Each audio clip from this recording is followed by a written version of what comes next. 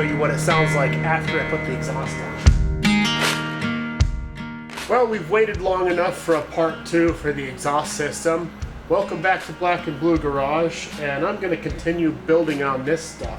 What I've done is tack everything together the way that I need it to sit. What I've got to do now is I've got to put this downturn on the end of this exhaust right here, and then I'm going to add this flex joint here right at that point, and then I'm going to add another one in front of this Y-splice. That way when this thing gets hot and flexes around, it won't crack any of my inferior welding.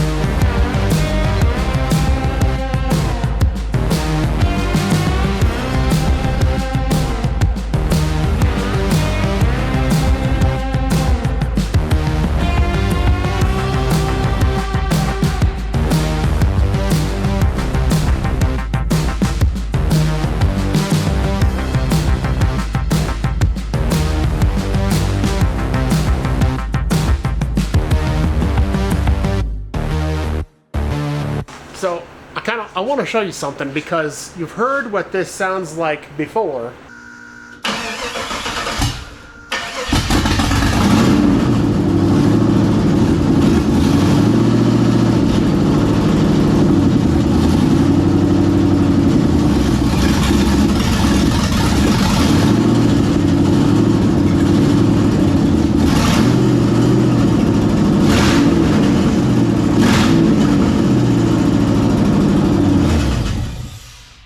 Now I want to show you what it sounds like after I put the exhaust on.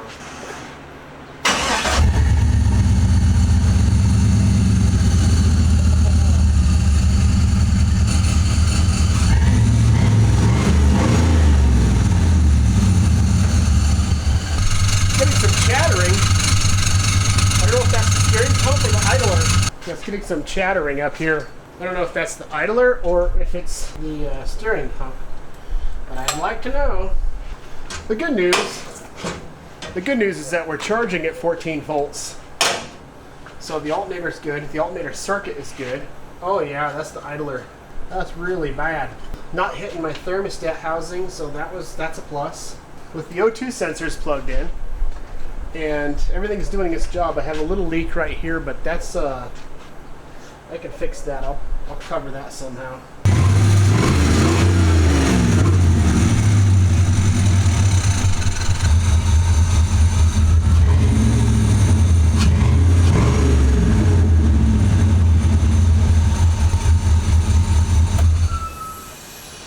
Well, the idler pulley is a little annoying. I'm gonna see if I have another one that's any good. Tensioner pulley that I had on the other engine that I got from Dylan is brand new. So, thank you, Dylan.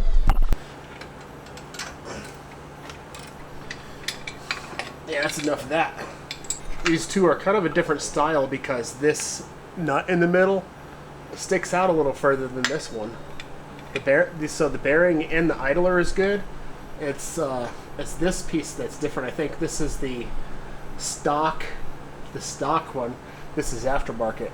So if I ever have to buy one of these, I'm gonna have to look for one that's a little bit more flat under this. You can see where it was rubbing. Might have worked itself out, self-clearancing and stuff.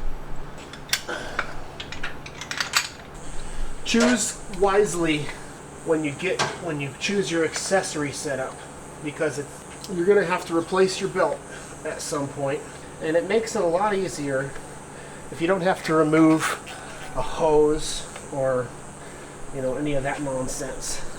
All right, kick it back on, see if we hear any chattering now.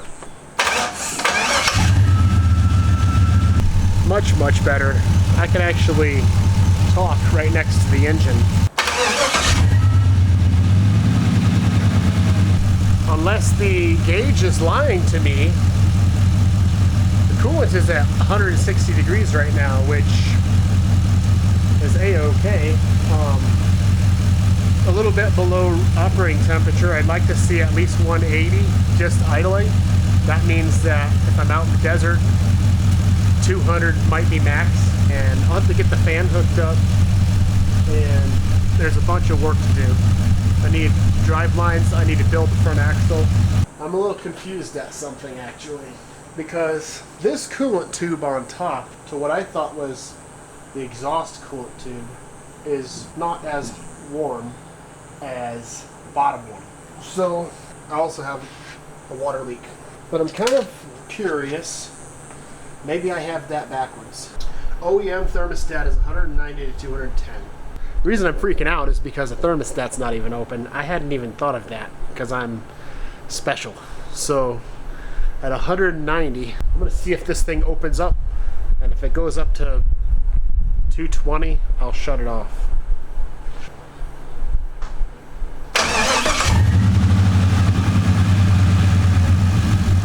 So aside from my confusion with hydraulics and physics of the coolant system, this is exactly where I wanted to be at the end of this video. I wanted to get the exhaust done and the truck started so that I could see if the O2 sensors would even out the idle and the fuel issues. So I don't have all the vacuum lines set up, but I think that'll help even more. But I think this thing sounds great. Tell me what you guys think in the comments, and I will see you next week. It's 100% not perfect.